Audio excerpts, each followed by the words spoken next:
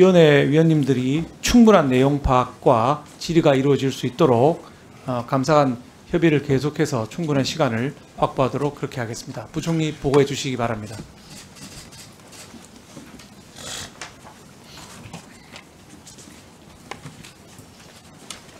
네, 존경하는 박수영 간사님, 그리고 정태호 간사님, 그리고 기획재정위원회 위원 여러분, 제가 오늘 보고 드리기 전에 다시 한번 오늘 그 위원님들께 그 세수 재축에 대한 저희 재정 대응 방안 보고에 앞서서 충분히 설명드리지 못한 점 다시 한번 송구스럽게 생각합니다. 오늘 저희가 제 보고 마치고 그다음에 위원님들께서 그 여러 가지 지적을 해주시면 그 내용들 한 분 한 분 걸 저희가 귀히 여겨서 아직 모든 상황이 불확실성이 많고 어려운 점은 있습니다만 저희 나름대로 최선을 다해서 그 반영하도록 노력하겠습니다. 자, 그럼 먼저 보고를 시작하겠습니다. 국세 수입 재축의 결과에 따라 금년 예산 대비 부족할 것으로 전망되는 29.6조 원에 대한 재정 대응 방안을 보고 드리겠습니다. 먼저 재정 대응의 기본 방향은 국회에서 심의 확정해 주신 금년도 세출 예산을 최대한 차질 없이 집행하여 민생 경기에 미치는 영향을 최소화하는 것입니다. 그 과정에서 추가적인 국채 발행은 하지 않고 가용 재원을 활용하여 대응해 나갈 계획입니다. 또한 재정 대응 방안을 마련하는 과정에서 국회와의 소통, 관계부처 지자체와의 협의, 민간 전문가 의뢰 수렴 등을 거쳐 국회 등에서 제기된 우려사항 등을 보완하기 위해서 노력하였고 앞으로도 노력할 것입니다. 특히 지방교부세와 지방교육재정교부금은 관계부처 장관급 협의를 포함한 수차례의 차관급, 국장급 등의 협의를 진행하여 지역별 재정 여건 점검과 현장 애로사항 논의 등 지방 부담을 최소화할 수 있는 방안을 강구하였습니다. 재정 대응 방안에 대해 구체적으로 말씀드리겠습니다.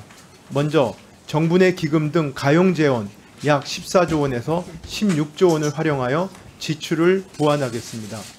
아울러 내국세 감소 등으로 축소가 불가피한 지방교부세와 지방교육재정교부금은 약 6.5조 원 조정하겠습니다.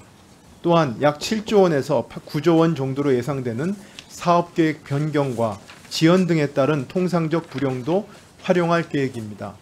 가용재원은 회계, 기금의 목적 수행에 지장이 없는 범위 내에서 공공자금관리기금 4조 원 내외, 외국한 평형기금 4조 원에서 6조 원, 주택도시기금 2조 원에서 3조 원 등을 활용할 계획입니다. 다만 가용재원 활용 규모 등은 국세 수납 실적, 각 부처 재정사업 집행 상황 등에 따라 유동적임을 말씀드립니다.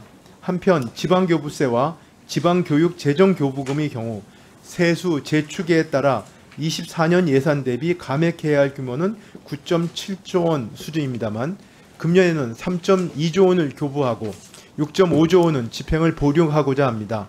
이 경우 지방교부세는 당초 예산 66조 8조 원 대비 약 97% 수준을 교부하게 됩니다. 관계부처와 함께 지자체 재정 여건을 점검해 본 결과 재정안정화기금 등 지자체와 교육청의 자체 가용 재원은 지자체가 약 7조 원 수준, 교육청이 약 9조 원 수준으로 16조 원 수준을 보유하고 있는 것으로 나타나고 있습니다. 또한 지방세입도 금년 8월 말 기준 전년 동기 대비 세수 진도율이 증가하는 등 세수 여건은 안정화 추세인 것으로 판단됩니다. 지방자치단체별 자체 세입 전망 또한 당초 예산 110.7조 원 대비 1.1조 원 초과 세수를 전망하고 있습니다. 다만 지자체별로 상이한 재정 여력 등으로 재정 운영에 어려움이 있는 일부 지자체에 대하여는 지방채를 정부가 인수하는 등 보완 방안도 관계부처와 협의하에 적극 강구하도록 하겠습니다. 마지막으로 세수 부족에도 불구하고 민생, 지역경제, 경제활력 지원과 관련된 사업은 차질 없이 집행될 수 있도록 지속 관리해 나가겠습니다. 감사합니다. 예, 부총리님 수고하셨습니다. 자리에 착석해 주시고요. 다음은 질의 순서입니다. 네, 자료에 오고 계십니까? 네네. 네. 예, 위원장님 감사합니다. 오늘 세수 결손 보고도 매우 미흡하고요. 자료 제출이 상당히 좀 안 되고 있어서 거기에 대해서 요구를 다시 하려고 합니다. 제가 이런 상황을 보면서 마치 계획재정부는 국회의회에 있는 것처럼 계획재정부는 국민 위에 있는 것처럼 보입니다. 자료 요구를 하면은 국정감사에 필요한 핵심적인 자료는 모두 거부하고 있습니다. 얼마 전에 우리 처음 국정감사 시작할 때 장관께서 자료를 제출하겠다고 하셨는데 여전히 핵심 중요한 자료는 제출되지 않고 있습니다. 특히 공공정책국이 심합니다. 공공정책국은 공공기관의 인사를 결정하는 공공기관 운영위원회를 운영하고 있습니다. 공공기관 운영위원회를 통과한 윤석열 정부의 인사 175명 중에 직무 관련자는 32명에 불과해서 낙하산 인사를 만들어내는 저는 핵심 기관이라고 보고 있습니다. 그 핵심 기관의 관련 자료를 요청해도 오만한 자세로 자료 제출을 거부하고 있습니다. 특히 공공정책국의 인재경영과장 김도영 과장은 말이 안 되는 이유로 제출을 거부하고 있습니다. 국감 자료 제출 거부로 고발을 요청합니다. 특히 공공기관의 임원 후보자 관련 인재관리 시스템의 구축 운영에 관해서는 무엇인지 알지도 못한다고 합니다. 계획재정부 직제에도 나오는 것입니다. 공공기관 운영위원회 임원 인사 관련되는 회의로 임원 후보자에 대한 검토 서류, 다시 말하면 누구는 되고 안 됐는지에 대해서 회의에서 어떻게 논의되었는지 자료를 요구하고 있습니다. 오늘 저녁 6시까지 제출되지 않으면 관계자 모두 징계, 김대영 과장 징계를 요청합니다. 다시 한번 말씀드리지만 공공기관의 개인 비밀이 보장돼야 한다면은 기관 이름, 개인 이름 가려도 좋습니다. 자료 제출해 주십시오. 두 번째 중요한 것이 예비비 자료입니다. 예비비 2022년, 23년 결산 내용을 보면은 예비비를 마치 주머니 쌈짓돈처럼 썼습니다.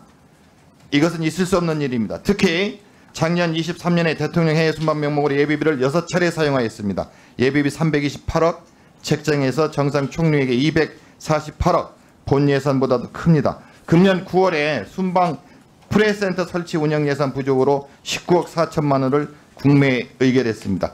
그래서 예비비 자료를 요구했는데 계획재정부는 내년 5월 30일에나 제출한다고 합니다. 다시 요청합니다. 국민의 대표기관 국회에서 국정감사 자료로 요구하는 것입니다. 용산 대통령실에서 내지 말라고 요구했습니까? 법 해석을 엉뚱하게 하지 마십시오. 예비비 전체의 사용 명세서는 예결위에서 따지도록 하겠습니다. 대통령 순방과 대통령실 관련되는 금년 예비비 사용 내용을 오늘 6시까지 제출해 주십시오. 이것도 제출이 안 되면 제출 거부로 관계자를 위원장님께서 고발해 주시기 바랍니다. 이상입니다. 네. 자료 제출. 예, 김영진 의원님. 오늘 부총리께서 보고해 주신 내용 중에 관계부처와 함께 지자체 재정 여건을 점검 결과 지자체와 교육청의 자체 가용 재원이 지자체가 7조 원 수준, 교육청이 약 9조 원 수준으로 보유하고 있다고 말씀하셨는데요. 보유 좀 상세 내역을 기초, 광역 그리고 교육청별로 구분해서 자료를 좀 제출해 주시면 좋을 것 같습니다. 실제 이게 아마 핵심인 것 같은데, 두 번째는 지방채, 그러니까 그 지자체별로 상이한 재정 여력으로 재정 운영에 어려움이 있는 일부 지자체에 지방채를 정부가 인수하는 보완 방안도 검토하고 있다는데요. 2023년 전국의 기초, 광역, 지방자치단체 지방채 발행 현황하고 올해 2024년 6월까지 발행 내역하고 2024년 12월까지 발행 계획이 있는 지방자치단체의 광역기초 포함하여 내역을 좀 제출해 주시는 게 필요할 것 같고요. 세 번째 마지막으로 지방정부와 지자체와 많은 협의를 했다고 하는데 지방, 광역, 기초, 행안부 두루 기재부와 협의한 내용 중에 행안부와 각 광역 기초의 이 협의 과정에서의 요청사항과 요구사항을 서면으로 좀 보고해 줬으면 좋겠습니다. 그래서 그 내용들을 좀 확인해 보고 지금 말씀하신 지출 구조 조정과 교부를 축소하는 부분에 관한 타당성을 자료를 통해서 확인해 보도록 하겠습니다. 위원장이 꼭 좀 제출을 빠른 시간 내에 해줬으면 좋겠습니다. 예, 이상입니다. 네. 두 분 의원님께서 자료 제출 요구하셨습니다. 부총리께서는 자료 꼭 챙겨서 자료 제출에 적극 협조해 주시기를 당부드립니다. 네, 그렇게 하겠습니다. 자, 다음은 질의 순서입니다.